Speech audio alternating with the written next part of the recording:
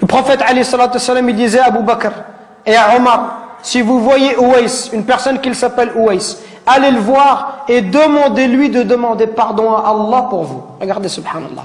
Si vous voyez Ouais, allez le voir et demandez, dites-lui que le prophète alayhi salatu wassalam lui passe le salam. Dites-lui que le prophète lui passe le salam. Et demandez-lui d'invoquer Allah pour vous. Qu'il demande à Allah de vous pardonner. Omar, toute sa vie, il l'a cherché. Wallahi, toute sa vie, Omar ibn Khattab, il a cherché Ouais al-Qarani. Il l'a vu à la fin de son califat. Quelques années avant de mourir. Quand il l'a vu, il l'a trouvé. L'histoire, elle est longue. Il lui dit, est-ce que c'est toi, Ouais? Ouais lui dit, non, qu'est-ce que tu me veux? T'es qui? Il dit, moi, je suis Omar ibn Khattab. Il dit, qu'est-ce qu'il y a? Et il lui dit, le prophète, il m'a dit tout cela, tout cela. Ouais, il commence à pleurer. Il lui dit, pourquoi il a dit ça? Qu'est-ce que j'ai fait? Et il lui dit, le prophète, il nous a dit,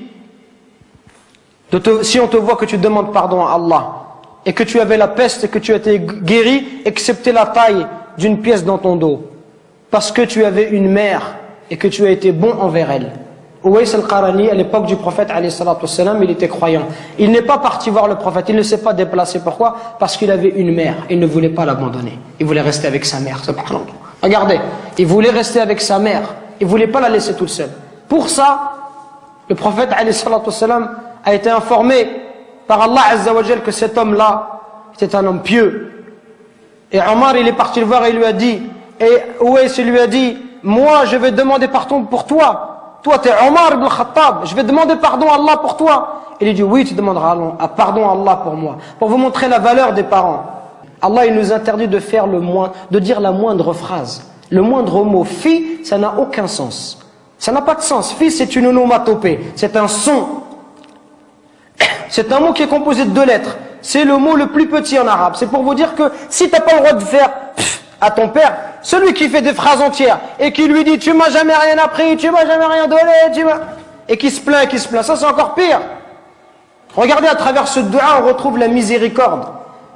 Ceux qui bénéficient, qui doivent bénéficier de notre bon comportement et de notre miséricorde, ce sont nos parents en premier, notre père et notre mère. C'est eux qui doivent profiter en premier. Nous aujourd'hui avec les frères, on est masha'Allah. Un frère te dit viens emmène-moi à Anvers, tout de suite tu l'emmènes à Anvers. Emmène-moi à Bruxelles, tu l'emmènes tout de suite. Par contre ton père te dit viens me rendre un service, tu lui dis j'ai pas le temps, ya abi, demain, après-demain. On n'est pas disponible pour nos parents, subhanallah. Regardez ce dua. Oh Allah, fais leur miséricorde comme ils m'ont élevé tout petit, subhanallah. Quand tu auras des enfants, tu vas comprendre, subhanallah. Quand ton fils il pleure la nuit, les parents ils dorment pas, peuvent pas dormir, subhanallah. Au moindre bruit de l'enfant, il se réveille. Les parents, ils sont capables de se priver pour donner à leurs enfants. Ton père, combien de nos parents, ils se sont levés, subhanallah, à 5 heures du matin, à 4 heures du matin. Ils ont fait même 2 travails, exprès pour pouvoir nous donner ce qu'eux, ils n'ont pas reçu. Exprès pour nous acheter des chaussures Nike ou nous acheter de la marque. Pour nous donner ce qu'eux, ils n'ont pas connu dans leur enfance. Eux qui sont venus à 13 ans ou 14 ans en France. Et nous, subhanallah, on n'est même pas capable de leur rendre tout ça. On doit être miséricordieux avec nos parents.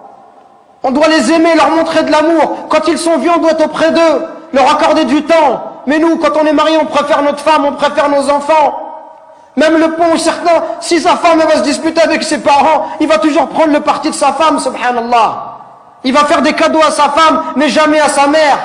Il va emmener sa femme, il va jamais emmener sa mère. Pourquoi est-ce qu'on est comme ça? Parce que notre cœur, il est devenu dur. Al-Hassan al-Basri, rahimahullah, le jour où sa mère, elle est décédée, il pleurait. On lui dit, ya Hassan, t'es un imam et tu pleures.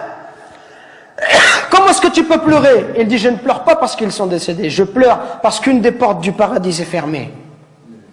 Et c'est la même chose qu'on doit se dire. Et Wallah, c'est ce que je suis en train de me dire moi-même.